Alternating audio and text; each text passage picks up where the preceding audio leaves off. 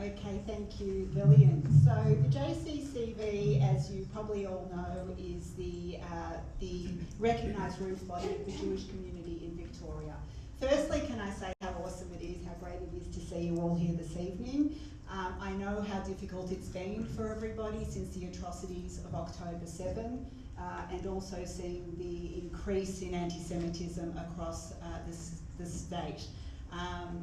And I know that it's been very confusing for community members who didn't know which organisation in the community did what and where to go if you needed help. So hopefully you have that clarification, but also to hear exactly what the community organisations are doing. We'll get that tonight. I want to thank Project A for the amazing work they've been doing, and I also want to thank all the amazing people up here on the stage, the organisations they represent, because they've all been doing incredible work and we're collaborating beautifully to get the best results for the community. So the JCCV. Since October 7, our remit has been to fight the anti-Semitism across Victoria. Okay, and in order to do that, we've identified 5 areas to cover. We've been dealing with political leaders, government departments, schools and universities, local councils, and working with interfaith groups. So when we talk about meeting with leadership in this state, we're talking about meeting government, state government, ministers and government departments. So you understand we've met with the police minister, we've met with the education minister, we've met with the Attorney General, we've met with the Minister for Multicultural Affairs, we've had the Premier, we've met with the Premier, she's come to Caulfield, she's met with community leaders, she's also spoken to some amazing women who have been doing some great grassroots work in the community since October 7. Now we've had all these meetings and some have been better than others, and you know, we can talk about that later.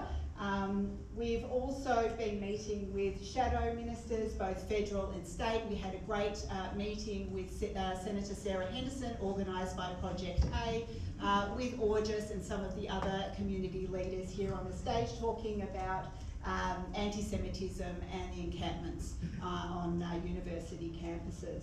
We've met with the police, we've met with the Deputy Police Commissioner and local police. We've also been running the flagship JCCV program, JIP, which is the Jewish Immersion Program. Following October 7, we've really been focusing this program on counsellors because we were seeing all of the councils coming up with these anti-Israel motions. So we wanted to target the counsellors, invite them into a Jewish environment like a synagogue and talk to them about what it means to be a Jew, what it means to be Jewish in Victoria, what our connection to Israel is, and what the true meaning of Zionism is. So, and we've had some really interesting results from that as well, trying to moderate, their opinions. We've been working with August to assist with the increased anti-Semitism and what to do about the encampments. We've been doing media whenever we possibly can. We've been running our regular plenums on addressing, we've run 2 since October 7, one on anti-Semitism on campus and the other one on anti-Semitism and the law in Victoria. We're dealing with issues on a daily basis. Things are coming up every day and we are dealing with them as best we can. But look, as I'm sure you feel, we hear a lot of talk. We hear a lot of, we feel for you, it's terrible for you, but there's nothing we can do, and it's just as frustrating for us as it is for you. So on Yom Ha'atzmaut, at the celebration at the Windsor with the government and the opposition, recently our president, Philip Zajac, who's up the back here, he launched the Action Not Words campaign. And it's basically saying the time for listening is over. And he listed 5 clear actions that the government could do today to make the lives of Victorian Jews better today. And those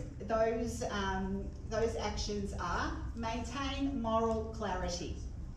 2, consequences for government appointed officers who cross the line, consequences. Urgent law reform. It's strengthening the anti-vilification laws now. More security funding for our schools, and an increased focus on education around respect, anti-Semitism and the Holocaust. We can go into this a bit later. But look, we're doing a lot. You know, I implore you to follow us on social media. Join our mailing list. The JCCV is pushing out information every week, updates, advice for the community. So please follow us and you will see exactly what we're doing. We may not be getting everything perfect. We are a small team, but we're doing everything we can, and I look forward to your questions and your comments and your advice. Thank you. Thank you. That was 5 minutes and 11 seconds. And we will be providing more information about each of the organisations and how you can sign up to newsletters if you haven't yet signed up, how you can follow all the organisations on social media, and a reminder, not that really we need to be reminded in this room, that every one of us here is an advocate and an activist for our Jewish community. And so we're absolutely delighted that you've come tonight to hear how we can better advocate for our own communities. So thank you. And next I'd like to ask Daniel from the Executive Council of Australian Jewry to share. Good evening, everyone. I echo Hayley's comments about this wonderful community as represented by each of you here, and also the organisations that are gathered here on the podium. Of course. I'm a barrister, I think on my feet anyway. So I thank you all for coming. I thank you all for your commitment to community, and I thank all the organisations and Project A for organising this event.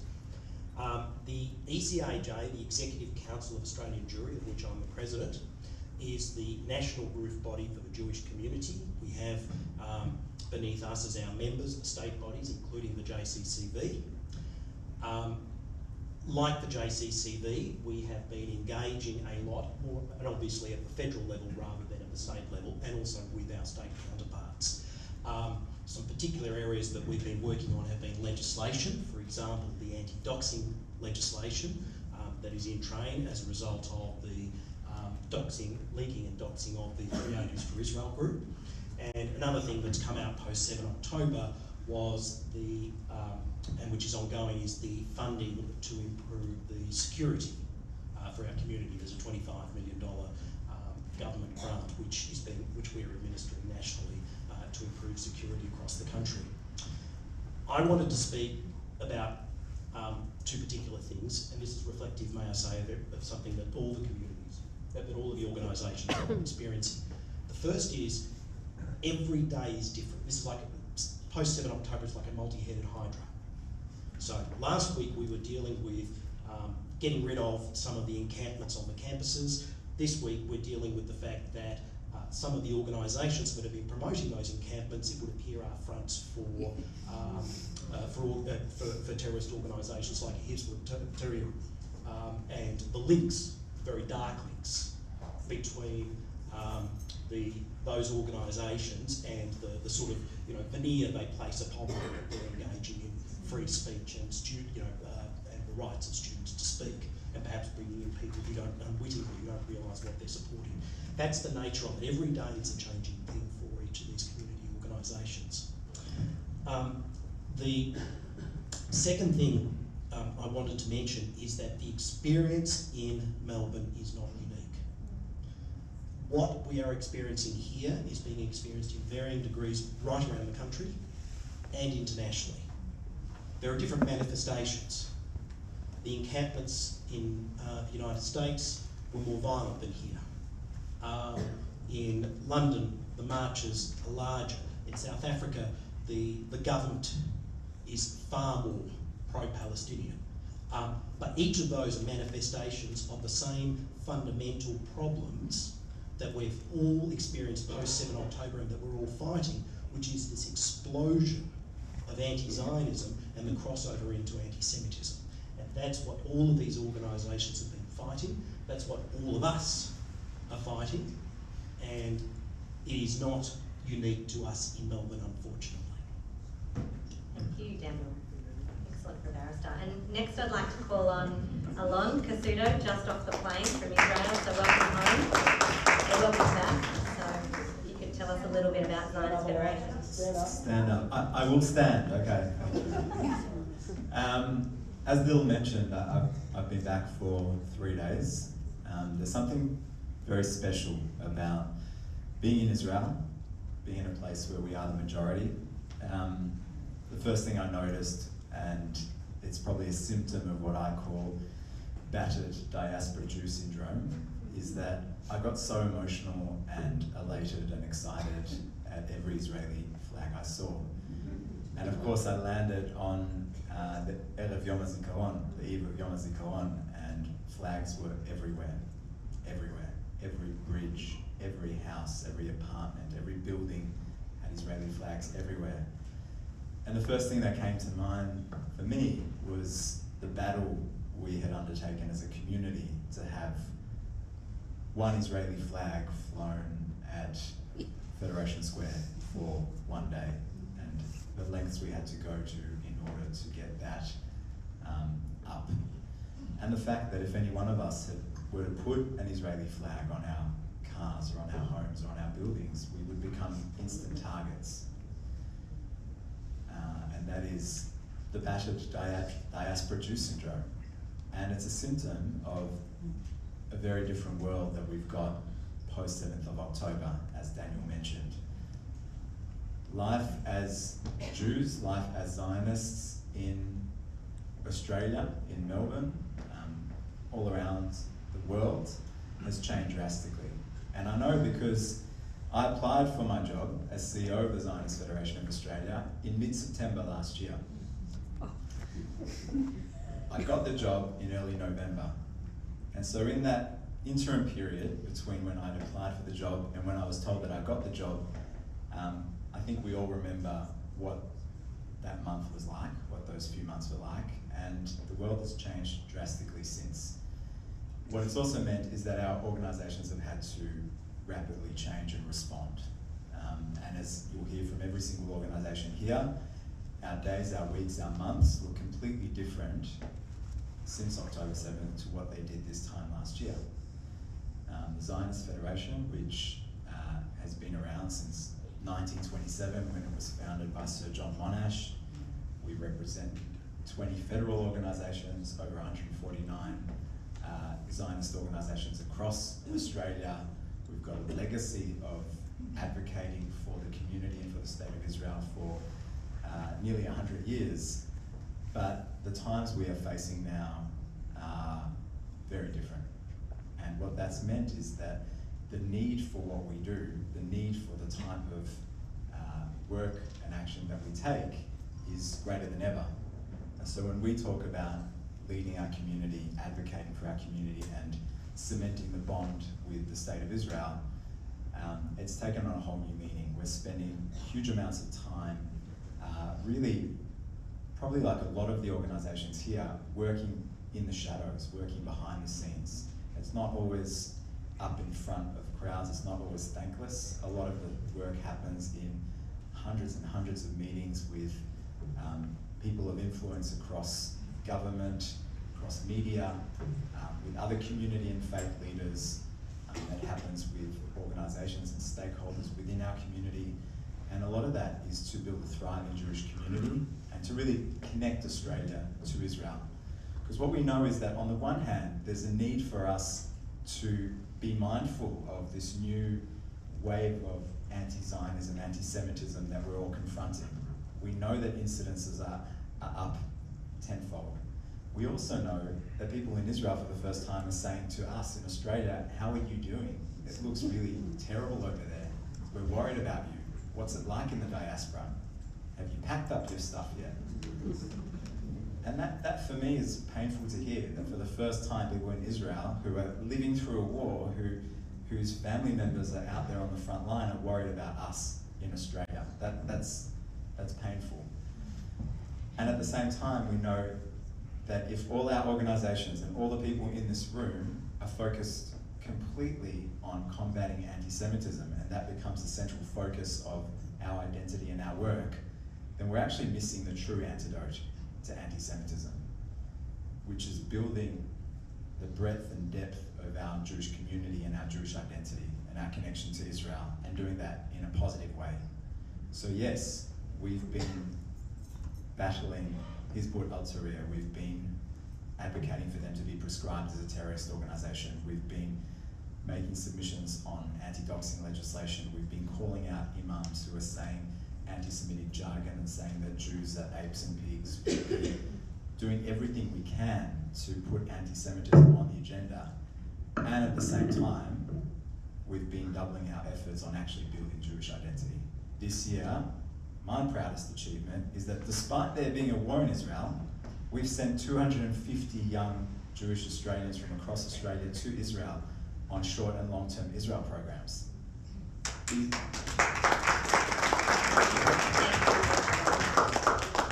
I'm proud of the fact that we're bringing together 400 Jewish educators from across Australia and New Zealand to spend 2 days together to talk about the future of Jewish education and Israel education for the next 2 decades. That for me is building Jewish identity. We've got 10 shlichim here, Israelis who are living here and bringing the best of Israel to Australia to form a deep connection and bond. We're building from the grounds up leadership across Borges, across our youth movements, across all the different organisations that... And we'll be hearing from Borges in a moment, so thank you very much. Is that my time up? Yep. So, in short, I'll just summarise by just saying, in short, I think it's absolutely critical that this community be aware of the anti-Semitism, but not be defined by it. Thank you.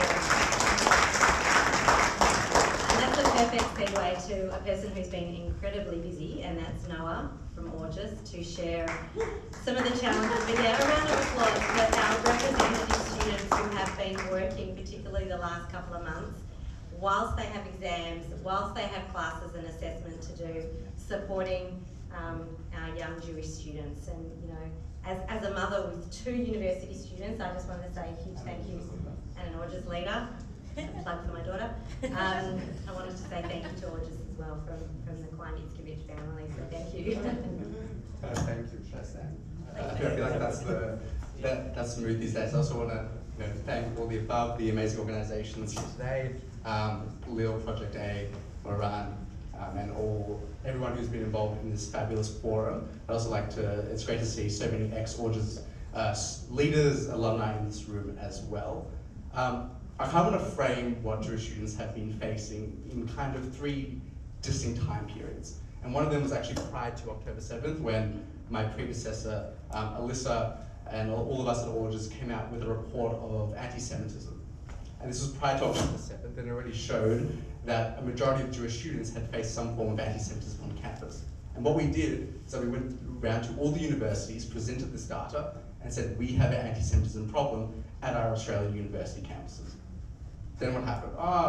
We feel sorry for you. This is, we'll take this piece on. We'll really internalize. We'll have investigations. Then October 7th happened, and like kind of similar to a long story, our AGM was in September, so a lot of our students were elected prior to October 7th, and really the immense, just the veracity of October 7th happened. And then what happened is we went to universities, and we said, we told you so. We knew this was an issue. And we knew from October 7th, in the immediate aftermath of October 7th, and meeting with university vice chancellors and other stakeholders, we knew things were going to get worse. In the trajectory of Jewish history, it's very easy to know when things are going to increase. And we told universities, if you don't implement safeguards right now, immediately post October 7th, things will get worse. And the same shtick has, unfortunately, permeated across Australian university campuses. And we've seen that university has become a very difficult place for Jewish students. It is safe for Jewish students, but it's difficult, and there's a veracity that is kind of encroaching on university campuses. And so we saw that immediately from October 7th, the protests started, the posters went up, the rallies started on campus, and the real fear and intimidation started. That was around exam period at the latter end of last year. And so when we were planning for this year, we really thought that mental health well-being, the training for our students was the #1 priority, and also those advocacy skills to talk about the conflict. But as many of us also reflected on here today, things change daily. And obviously with the advent of the encampment movement, around Pesach time, that is when our organisation was flipped on its head. No one was expecting what to do with the encampments. And to the university's credit, the universities also had no playbook on how to deal with the encampment. It was such a foreign concept to all of us. And our organisation really took a forward step in terms of making sure that we engage with every single university vice chancellor. In conjunction with the ZFA and all the other partner organisations here, we made clear and defined steps into what parameters will actually decrease the tension on campus, whether that be making sure that non-students, non-staff members, external actors do not come onto university campus, to make sure that people are being investigated when they do commit anti-Semitic acts, and to make sure that student well-being and Jewish student well-being was also at the focus. And we saw that gradually, though temperature was dramatically increased on campus, we've had some massive wins and successes in terms of major universities here, especially in Victoria. The University of Melbourne, Monash University, Deakin, set up those recommendations that all just put to them, saying that they ban external actors on campus and to really put Jewish students at the forefront of their well-being efforts.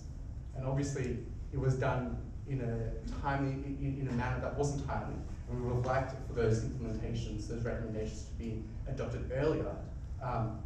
But this is the situation that there's a lot of bureaucracy in this area. State level government, federal government will be liaising with the Minister of Education, Jason Clare, the Shadow Minister, Sarah Henderson on this matter, to really push a bipartisan focus on this. And so looking forward for the rest of the year, it's really restructuring Orchards as well to make sure that campus events, regional events that cater to a mass group of students is at the forefront. We're putting a lot of investment into that. And so what we'll see is from our regional leaders, from our campus leaders, a real sense of bringing back that Jewish pride, wearing your Star of Faith and Magen David necklaces out, to really say, you know, we're Jews, we're here to say, bring a Jewish life to campus, be proud to be Jewish on campus, be proud to be Zionist on campus, and to really make sure that, you know, though we experience the trauma of October 7th, the trauma of the encampments, unfortunately there will be more challenges in the future, we hope not, but to make sure that despite the challenges that we may face, there's a strong, proud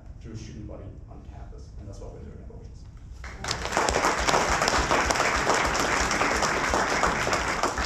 I agree that it's been very, very challenging times, but whenever I'm really despairing, I think about leaders like Noah. Literally our young people have just been so extraordinary, and it's a really great reminder that even though it's our young people, it's our university students, and we know our high school students and even our primary school students who in early days were told not to wear, you know, their Jewish school uniforms, who've been really at the coalface of all of this kind of explosion of hatred and anti-Semitism, and the grace and the resilience that they have been demonstrating has been so extraordinary that I think sometimes we can take a leaf out of their book, because I know that a lot of students are actually walking through protesters and encampments.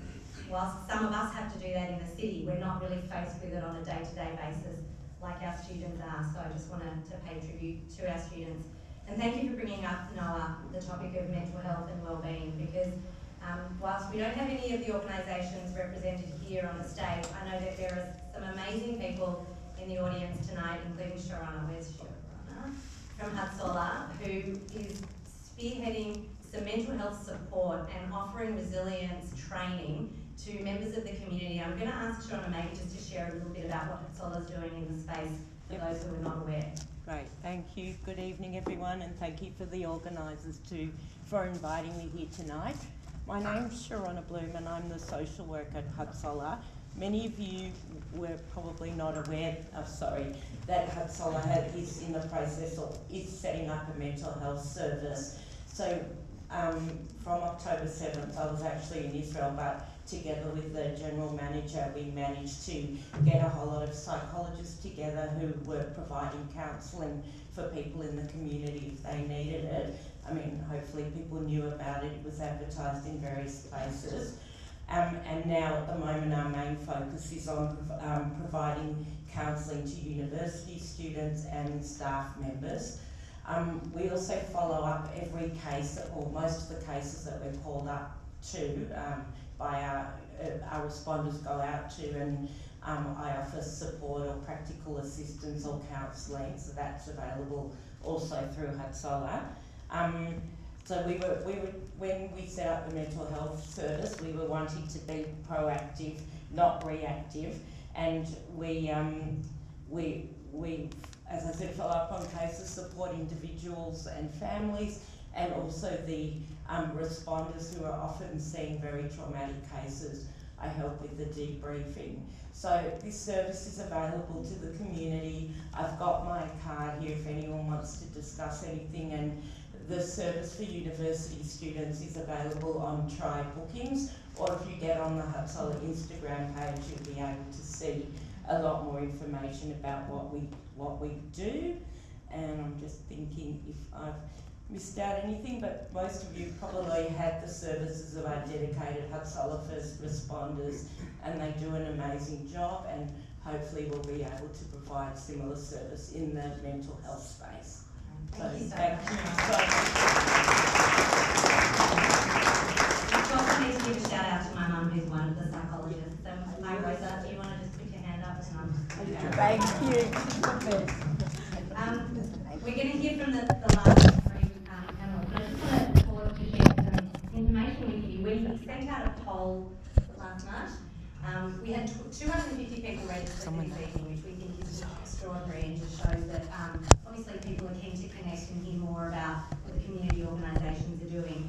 And we had more than half of you respond to a poll about what are the most important issues, or what do you feel right now are the 3 or 4 most important issues. And I just thought it'd be interesting to share that the number one issue, quite overwhelmingly, was the federal election, and particularly the role that the Greens hopefully will not be playing, but that the federal election is something that's a burning issue. The second most important issue, a little bit behind actually, was Israel. The third issue was universities and what's going on in our universities. So I just thought that's a non-scientific, but a poll of probably 150 members of the community around what's important. I'd like to pick up the theme about we're not just about fighting anti-Semitism. We're about protecting and promoting a flourishing Jewish life. And the organisation that is definitely behind the scenes but has that as its mantra is Community Security Group. Possibly one of the more busy organisations over the last few months. I dread to think how many phone calls Justin receives a day. He can share that, but I'd love Justin to share a little bit about what CSG has been up to. Thank you, and thank you to Project A for having me and the CSG here tonight. I think for the CSG, the last 8 or so months have been, without question, the hardest we've ever had as an organisation. And I think what we've done well is we've really been able to step up to the plate to make our community feel safe. And I think for us the most important thing has been not only Jewish life but Jewish way of life. We recognised really on after the events in Israel that our community was scared. We were getting phone calls on our 1300 emergency number all day, throughout the night, all weekend we were up as duty officers, taking calls, responding to people, and the truth is, more often than not, there wasn't much in it, but it spoke to us about the sentiment in the community and the way people were feeling, and so we recognised really quickly we had a huge responsibility. So I look at the people sitting on the stage, and what we've really tried to do is support all of them. We've tried to stay in the background, making sure that they can all run their events, that we can provide them with the protection and the security overlay for every single one of them, so that the Victorian Jewish community could go on living that proudly Jewish life, that we didn't have to be scared to go out to an event in Caulfield Park. We didn't have to be scared to go to shul on a Friday night or a Saturday morning. That really is at the heart and the core of what we do, is to make our community feel safe. We also recognized early that a communication strategy had to change from our side. We saw panic setting in, we saw hysteria a little bit setting in the community, and we recognized the responsibility that we had when, as soon as we were able to put out information, it really calmed the community down. I think that talks to, one, the impact we have on the community. We use an app called Jeep, not to be confused with JIP, which I've never heard of before, but different, J-E-A-P, where we allow our community to communicate all the incidents that are happening with us, and then we're able to communicate with our community. What is the information we're picking up on the street? What is the information the police are sending to us so that we can calm people down? So one of the most important things we've done is collect data. Every single incident that has been reported into us over the last 8 or 9 months has been collated, it has been debriefed, it has been put into different reports, it has been sent to both state and federal politicians, it has been sent into the police minister, the chief commissioner of police, all have this data.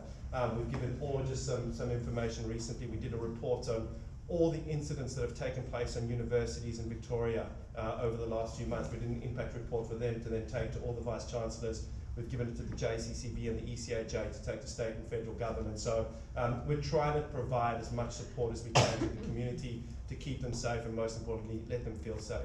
I want to touch on something Daniel said earlier about that this is not unique.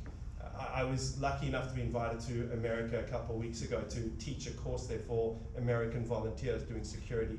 And like them, we've also had a huge influx in volunteers wanting to protect our community. And in talking to them, we had people from London there, we had people from South Africa, and the Americans, someone from Israel, and outside of the Israelis, you know, everyone talks about the same thing. Everyone is facing the same challenges as well.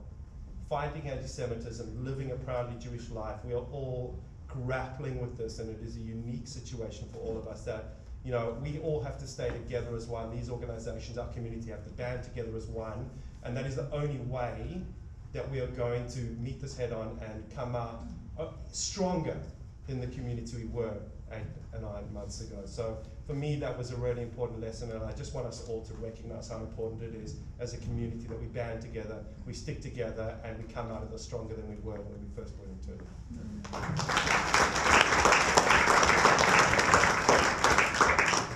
now going to hand over to another recently returned person from Israel, and that's Jamie, to talk a little bit about the Australia-Israel Jewish Affairs Council. Thank you. Thanks, Lillian. It's very nice to be here tonight and to see you all and to share the stage with all these great organisations, including Project A. I'm from the Australia-Israel Jewish Affairs Council. We're not a representative organisation like some of the others up on stage. We're more of I guess, a professional organisation, but we do collaborate a lot with the representative organisations. We generally share the same sort of views. And we do a lot of different things, especially since October 7. Our focus has, for obvious reasons, been Israel. So a number of things we do. As Lillian mentioned, I just got back from Israel. I was there with a group of state Liberal MPs who we took for a week's trip to Israel. We took them down to the south. They saw the kibbutzim that were destroyed in the October 7 attacks. They saw the video in the Ministry of Foreign Affairs of some of the horrific things that must have been on that day. They toured the country a bit. They speak to all sorts of analysts, members of the Knesset and so on, and they get this particular group was very on side beforehand. It included Haley's husband David, who, to no one's surprise, is actually very pro-Israel. As you would know, he helped us recruit the group as well, but they came back with a far better understanding. And we've taken a number of groups to Israel since October 7. There's a group of journalists that are there at the moment. We took Nova Perez. You would have seen Nova Perez. We took her. We took Simon Birmingham. We took Josh Frydenberg. So that's one of the important things we do. One of the other important things we do is we bring people out here. So we brought Ehud Yari, who's Israel's foremost commentator on the Middle East, and also Khaled Abu Tomer, who's a Palestinian Arab-Israeli journalist who tells the truth about the Palestinian Authority and Hamas. And we have briefings with journalists. We take them to Parliament. We also participate in the visit of Natasha Hausdorff, who's the English lawyer who makes complicated international law seem very simple. She was brought out here by Caulfield Schul and Arnold Bloch-Liebler, but we participated in the visit. We took her to Canberra as well, where she met and explained international law to a number of MPs. And our Rambam program, where we take people to Israel, has been going for many, many years, and we've taken literally hundreds of opinion shapers, including probably, I don't know, nearly half the members of Parliament at various times. One of the other things we do is we pump out opinion pieces. So on a conservative estimate, I'd say we've had about 50 opinion pieces in the various newspapers around Australia since October 7. We also comment a lot in the papers. Journalists come to us, sometimes for background and sometimes for comments. So we try to shape the media that way.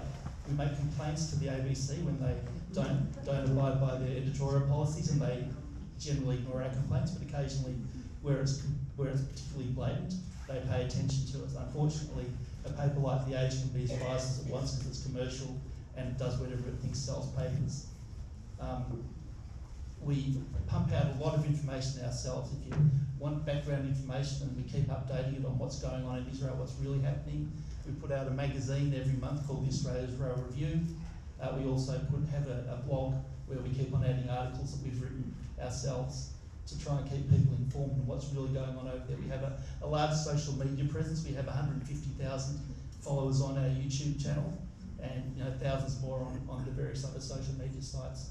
So we're doing everything we can, and I know it looks to a lot of people out there like things are pretty grim, but I think what we have is some very loud voices against us, some loud voices for us, and most of the people think Hamas is pretty bad and maybe Israel's gone too far, but they really wish that demonstrators would leave them alone. I think that's how things go. And I think if you think things are bad and the organisations aren't doing anything, chances are, no, it's not something we can measure, but I think chances are things would be a lot worse if the organisations up on stage and others, including Project O, went plugging away doing everything we can. Thank you. Thank you so much. Actually, Jamie and I met maybe over 20 years ago when my first job out of university was the Australia Israel Review. And at the time, the biggest threat to the Jewish community in Australia was this woman called Pauline Hanson that ran around the country following Pauline and her band of merry men, and who would have thought she's now the one wearing an Israeli flag in Parliament. Don't need to talk about that further. Interesting. And our final panellist, and we're just delighted to have Lexi here to share a little bit about Zionism Victoria. Thank you, Lexi. Thank you. No, saving the best for last, here's hoping. I'm eager to keep it brief because I think the most important part of tonight is hearing from you, the community and the grassroots leaders within our community, about what you want to hear from us and what you want to see from us. But I'll never pass up an opportunity to share about Zionism Victoria. I'm the Vice President of Zionism Victoria, and when I signed up for this role 2 years ago, I couldn't have imagined what it would look like today. Prior to October 7, Zionism Victoria was an organisation that ran this building, ran some flagship events for our students across Victoria, Jewish and non-Jewish, supported our youth movements, and was the roof body for over 60 affiliates. All of that continues, but since October 7, our business as usual has exploded. Since October 7, we heard from the community that there was a real need to come together. What did that look like? That looked like a number of rallies held in Caulfield Park, held in the city, a number of events, Yom Ha'atzmaut, Yom HaZikaron, are oversubscribed compared to recent years. Our focus over the last 238 days has been really fourfold. Community engagement, really providing an opportunity for everyone in this room, your family, your friends to come together, to mourn, to celebrate, to remind ourselves why we're proud Zionists. So over 90% of the Jewish community in Victoria identifies as Zionist. It goes hand in hand with being Jewish for most of us. Why are we Zionists? What does that look like? And how can we come together to share in our Zionism? Advocacy, both public and private, targeted advocacy to ensure that our leaders, along with the ZFA, the JCCV, ECAG, all the acronyms on stage, we've been at countless roundtables, at countless meetings, ensuring that our leaders understand that Judaism and Zionism can't be broken for many in our community. It's a core part of our identity. And when anti-Semitism hits our community and people try and cover it as anti-Zionism, it hurts us to our core, and that needs to be shaken by our leaders. We've done countless external engagement as well, partnering with organisations beyond our community. If you came to our rally in Caulfield Park late last year, over 5,000 people in attendance, many of whom weren't Jewish. You would have seen Iranian flags flown in the audience, Indian flags flown in the audience, and that advocacy has been ongoing since then to ensure that we've got friends where we need them, and that they're not just there, they're vocal and they're standing up for community.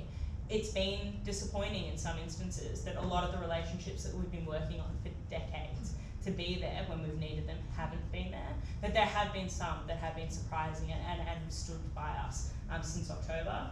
And of course, business as usual, ensuring that our activities, our youth movements still have youth movement camps where they're learning about Zionism, they're learning about the history of Israel, most importantly, they're learning about what it means to be a Jew and a Zionist post-October 7. All these activities have continued. Coming to this building, Beth Wiseman, which Zionism Victoria runs, has had a really different feel since October 7. On many days it's difficult and it's almost scary coming here thinking, I'll go through those security checkpoints, what might it look like? And then was it just like 2 Saturday nights ago as the hostages were rescued in Israel, our community came together where outside Beth Wiseman to be a community outside the hostage wall of hope that we'd set up. So our key aim since October 7 has really been bringing community together and then ensuring that our voice has been external to our community. One last thing that I'll touch on before we wrap up is one of our other key priorities has been collaborating. You know, there's a lot of acronyms. Before I joined this board, I was a little bit lost in the alphabet soup. But each of the organisations that sits up here has its remit, but also has, you know, that Venn diagram where we all collaborate, and that's one of the things I've been so blown away by since October 7 particularly. We ran a workshop in this room November last year for community organisations on this stage, but many other grassroots leaders to come together and say, how can we collaborate more? And a lot of that has been in motion since. Project A is a phenomenal example of collaboration in our community, finding a place and a gap that needs to be filled, but also seeing how we can collaborate. So that's something I'm keen to explore tonight. I'll wrap up so we can get to questions, but thanks.